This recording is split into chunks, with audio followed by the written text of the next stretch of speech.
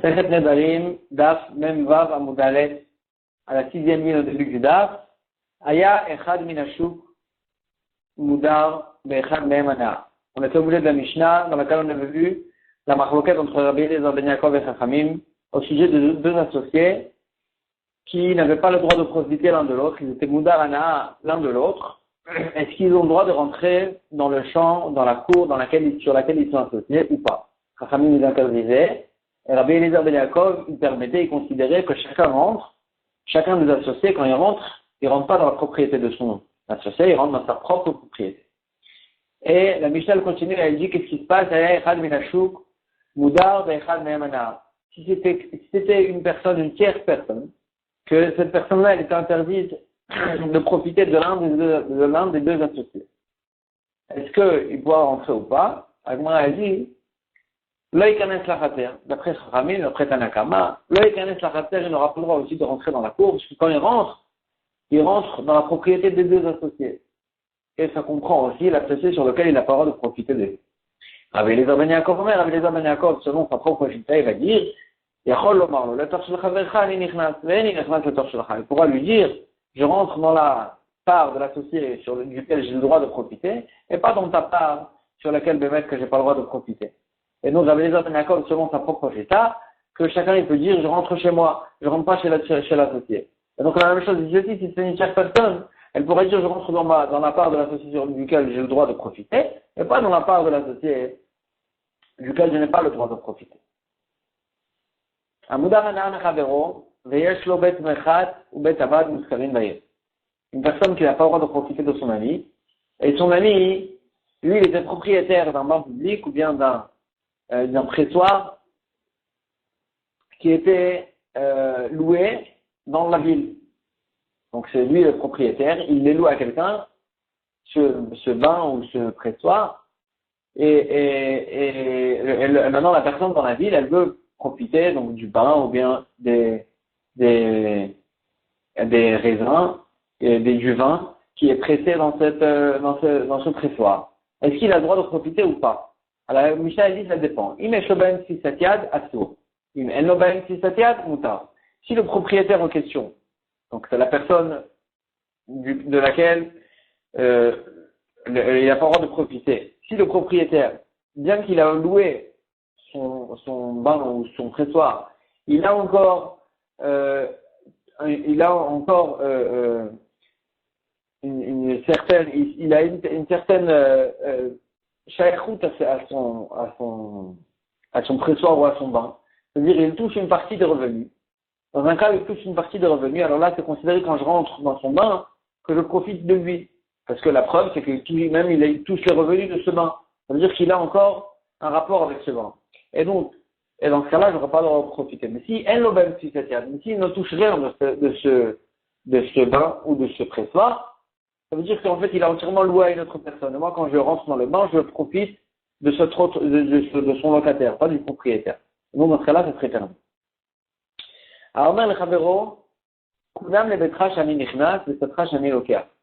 Une personne qui dit à son ami, je m'interdis, il dit, je m'interdis de rentrer dans ta maison et de acheter ton champ. Donc là, il s'est interdit d'acheter le champ de cette personne-là. Mais si le propriétaire en question, il est mort, donc son terrain il est passé à ses héritiers, ou bien il a vendu son terrain ou sa maison, alors là, le Moudarana, il aura le droit d'en profiter. Il aura le droit de rentrer ou de l'acheter, parce que quand il s'est interdit, il a précisé qu'il s'interdisait le champ de cette personne-là. Et dès que c'est passé, ça a changé de propriété, le neder, il est terminé. Mais s'il a dit Kunam Baïdze Shani Nishna, s'il a dit, je m'interdis de rentrer dans ce champ-là, il n'a pas dit dans ton champ, il a dit dans ce champ-là, ou bien il a dit cette maison-là, ou bien ce champ-là que je n'aurai pas le droit de l'acheter, alors là, dans ce cas-là, ça va rien changer, même s'il va changer de propriété, même s'il est mort, ou bien il l'a vendu à quelqu'un d'autre, à Tsour, il va rester interdit à ce champ-là ou à cette maison, parce que quand il a dit le neder, il n'a pas précisé la propriété de ce propriétaire, et donc lui, ça lui change rien. Le fait que ça a changé de propriétaire, il s'est interdit le champ à cause du champ, pas à cause du propriétaire de ce champ-là. Et maintenant, la Gemara, elle va analyser la base de la marloquette entre Rabbi Eliezer ben Yaakov et Chachamim. Donc là, répétons, la marloquette, elle était deux associés qui se sont interdits l'un à l'autre de profiter. Donc ils n'auront pas le droit de profiter l'un de l'autre. Est-ce qu'ils ont le droit de rentrer dans la cour sur laquelle ils sont associés? Chachamim, ils interdisent, et Rabbi Eliezer ben Yaakov, il permet. Et la Gemara, elle dit, il va y aller où? On a eu un safek. Benadrou pligué, est-ce que toute la marloquette, elle est que dans Nadrou? C'est-à-dire, elle est que dans un cas où ils se sont interdits proprement l'un de profiter de l'autre. C'est-à-dire, Réhouven, il s'est interdit, il a dit, moi, je ne profiterai pas de toi, Shimon. C'est pas que Shimon, il a dit, tu vas pas avoir de profiter de moi. Chacun, il s'est proprement interdit de profiter de l'autre. Dans ce cas-là, il y a la marloquette. Mais dans un cas où ils se sont interdits l'un à l'autre, c'est-à-dire Réhouven, il a dit à Shimon, toi, tu ne profiteras pas de moi. C'est lui qui a interdit son ami.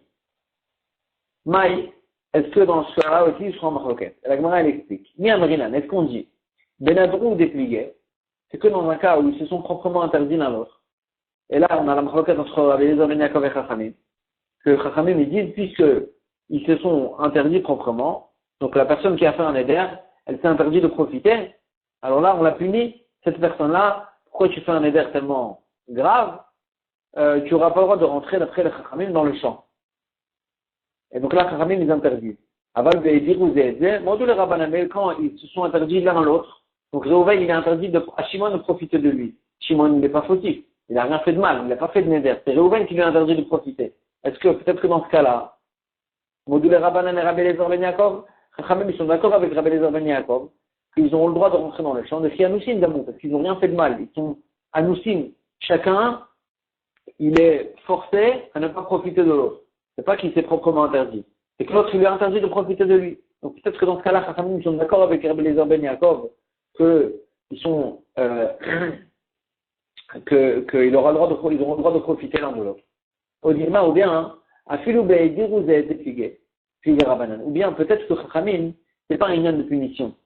Chachamim, ils interdisaient à l'associé de profiter l'un de l'autre, même dans un cas où ils se sont interdits l'un l'autre. C'est-à-dire que Réhouven, il a dit à Shimon, toi tu profiteras pas de moi. Même dans un cas où ils n'ont rien fait de mal, celui qui n'a pas le droit de profiter, il n'a rien fait de mal, c'est pas qu'il s'est proprement interdit, c'est l'autre qui lui a interdit. Même dans ce cas-là, Chachamim, ils disent qu'on n'a pas le droit de profiter. Pourquoi? Parce que Chachamim, c'est pas un lien de punition. Chachamim, il pense que véritablement, un associé, quand il rentre dans sa cour, dans la cour sur laquelle il est associé, c'est pas que chacun, quand il rentre dans sa propriété, dans sa part de l'association.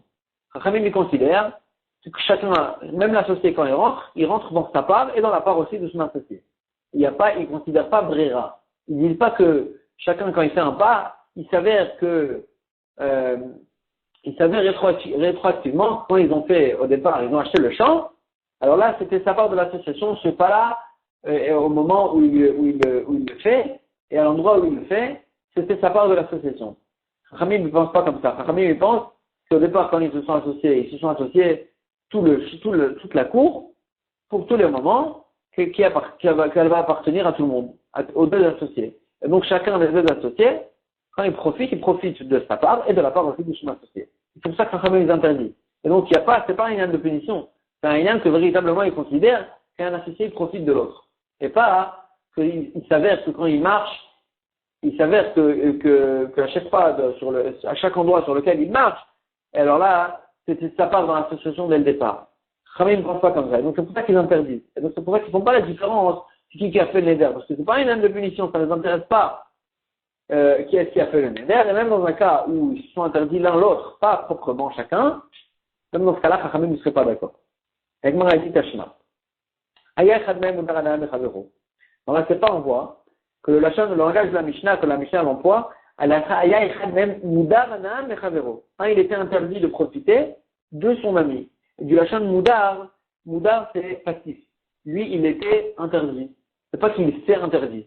Il était interdit. Donc les Rabbanan et quand même Chachamim, ils ne sont pas d'accord. Ça veut dire qu'on a une preuve que même dans un cas où ils se sont interdits l'un l'autre, ils ne se sont pas interdits proprement, quand même Chachamim les interdit. Donc c'est comme le deuxième tag qu'on avait proposé dans le Safek. Agma elle repousse cette preuve-là et elle dit Tane Nadur Mechavero. Il faut corriger et dire Nadur Mechavero Anaa, qu'il était interdit à cause du fait que lui-même il s'est interdit et pas que son ami lui a interdit. Donc tu ne peux pas prouver de là. Agma elle dit Achinami Mistabra. Et c'est aussi logique de dire que la Mishnah elle parle de ce cas-là, dans un cas où les maîtres ils se sont proprement interdits et pas que l'autre il a interdit. L'externe c'est pas parce qu'il y a écrit dans la Sefa, c'est pas vraiment la fin de la Mishnah, c'est la fin de la première partie de la Mishnah, qu'il y a écrit là-bas, Vekofin et Anoder, Limkor et Chelko. On oblige celui qui a fait le neder, celui qui s'est interdit, de vendre sa part. Pour ne pas qu'il profite pour ne pas, on craint qu'il va profiter aussi de la part de son ami. Avec moi, j'ai dit un Bishkama, de Nadar, si tu dis que Bémet, on parle d'un cas où il s'est proprement interdit de profiter de son ami. Aïe, des et copines. Je comprends qu'il y a une possibilité de venir et de lui dire, voilà, tu t'es interdit, tu as fait une erreur, et à cause de ce neder-là, on t'oblige à vendre ta part.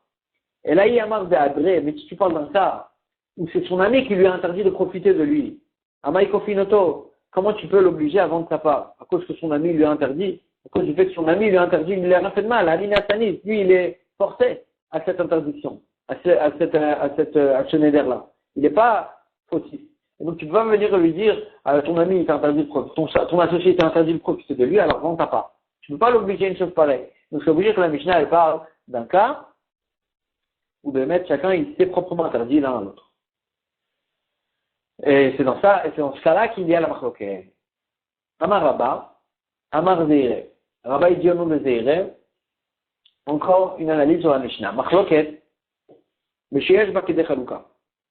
Dans la Mishnah, la machloket on parle d'une cour qui fait minimum 8 amot carrés. C'est une cour qui est considérée comme Yesh Bakede Chaluka. L'association elle peut être coupée. Et c'est quoi une association qui peut être coupée? C'est qu'une association a une cour sur laquelle, même après qu'on va couper l'association, quand même il va rester à chacun 4 amots carrés. S'il reste à chacun moins que 4 amots carrés, c'est considéré comme une cour, on ne peut pas couper l'association. Ils sont obligés de rester associés. Ou bien de vendre la part des deux. Et donc, la requête, elle est que dans un cas, dans une cour, où l'association elle peut être coupée. Il y a 8 amots carrés. Que dans ce cas-là, il y a une marquette entre les Chachamim et les Rabbi Eliezer ben Yaakov, que Chachamim ils pensent que dans une cour pareille, que l'association peut être coupée, tu ne dis pas que quand ils ont acheté, quand ils ont fait le kinyan, ils ont dit que chacun quand il va marcher dans sa part. Non. Parce que quand ils ont fait le kinyan, ils pensaient au fait qu'ils pouvaient couper l'association après. Ils pouvaient chacun profiter de sa propre part, de ses 4 amots carrés. Et donc, puisque c'était ça le ikar de l'esprit de l'association, que chacun il ait 4 amots, alors là tu dis pas que chacun quand il marche dans sa part. Il s'avère que c'est ça, sur ça qu'il a fait le kinyan au départ. Et donc, Chachamim ils disent on interdit dans ce cas-là. Et alors que Rabbi Eliezer ben Yaakov il pense que même dans ce cas-là, on dit que tant qu'ils n'ont pas coupé l'association, alors là, chacun, même dès le départ, quand ils ont fait le kinyan, ils pensaient au fait que tant qu'ils n'ont pas coupé l'association. Alors là, le tout, il appartient aux deux associés. Et chaque pas que chacun y fait, il s'avère que sur ce pas-là, c'est sur cet endroit-là qu'il avait fait le kinyan au départ. Et donc ça, c'est la maroquette entre Rabbi Eliezer ben Yaakov. Comment définir cette association dans un cas pareil. Aval el bakede chaluka, mais si on décide dans un champ qu'il n'y a même pas de quoi le couper, c'est-à-dire il y a moins que 8 amots carrés. Des vrais col moutard, d'après tout le monde, c'est sûr que quand ils ont fait une telle association, dans un champ, dans un cours pareil, ils ne pensaient pas que chacun ait laissé 4 amots. Et donc c'est sûr qu'ils pensaient au moment du kinyan que chacun, quand il rentre, il profite de sa propre part. Et donc d'après tout le monde, même d'après les Chachamim, dans ce cas-là, ça s'est permis de profiter, de rentrer, de chacun des associés, de rentrer dans le champ, dans la cour, parce que on considère que chacun, quand il rentre dans sa propre part. Dans les Rav Yosef, il a posé la question sur cette halakha, arrive à Knesset, pourtant un bête Knesset, une synagogue, des Kémi, chez El Mokede Chalouka Damé, quand la synagogue elle appartient aux gens dans la ville. Maintenant, c'est pas une association qu'on peut couper. On peut pas vendre le Beth Knesset, on peut pas, le Beth Knesset, il peut pas, l'association, on peut pas la couper que chacun des personnes de la ville, il vient et il prend son carré dans la Beth Knesset. C'est pas une association telle qu'on peut couper. Et quand même, c'est que Mishaen Bochalouka Dame. Mais quand même, il y a écrit dans notre Mishnah, Veshnei Amasurim, Bedavar Shalotaïr, que les deux associés, quand ils n'ont pas le droit de profiter l'un de l'autre, pas les deux associés, les deux personnes qui n'ont pas le droit de profiter l'un de l'autre, alors là, ils n'ont pas le droit de profiter aussi dans les choses qui appartiennent à la ville. Par exemple, la synagogue. La synagogue de la ville, elle appartient aux gens de la ville. Et quand ils n'ont pas le droit de profiter de l'autre. Et quand ils rentrent dans la choule, ils profitent l'un de l'autre. Et donc, on voit que même dans une association telle, qui ne peut pas être coupée, quand même, il y a la marloquette. Quand même, la Mishnah l'interdit. Quand même, la Mishnah l'interdit. Donc, tu ne peux pas dire qu'une association qui ne peut pas être coupée, d'après tout le monde, c'est permis. Parce qu'on voit dans la choule, dans le Beth Knesset, que c'est interdit, qu'il y a quand même une chita qui est interdite. Et là, Amar Rav Yosef, il dit, Amar Zeiré, on te Zeiré, il faut inverser la halakha. Machloket, Mishen Bakede Chaluka. Toute la machloket entre Rabbi Eliezer ben Yaakov et Chachamim dans notre Mishnah, c'est sur une telle association qui ne peut pas être coupée. Une cour, par exemple, ou bien une Beth Knesset, ou bien une cour qui a moins que 8 amot carrés. Dans une cour pareille, il y a une machloket entre Rabbi Eliezer ben Yaakov et Chachamim. Comment définir l'association? C'est vrai que c'est une cour qui a moins que 8 amot carrés. Donc c'est pas une cour, c'est pas que chacun il a ses 4 amot. Ça c'est sûr.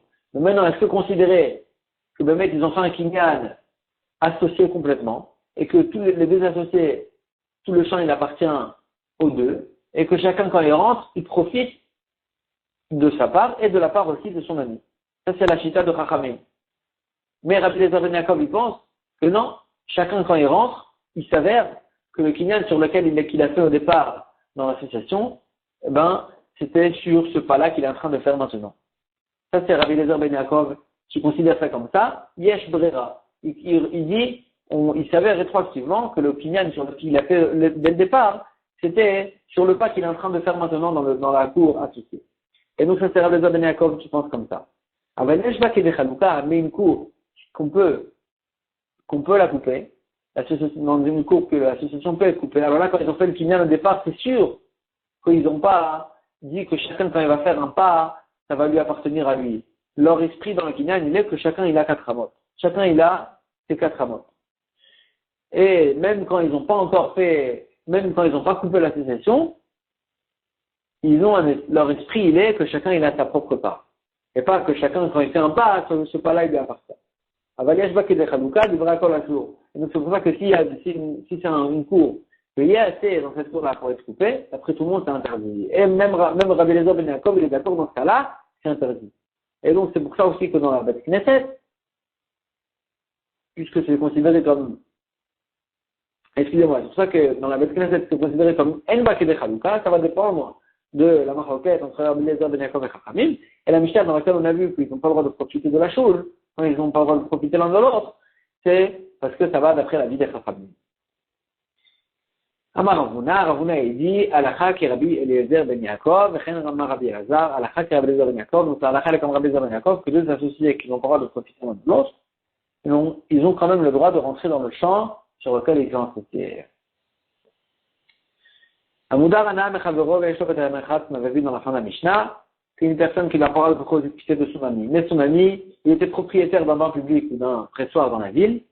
La Mishnah avait dit que ça dépendait, est-ce que le propriétaire, il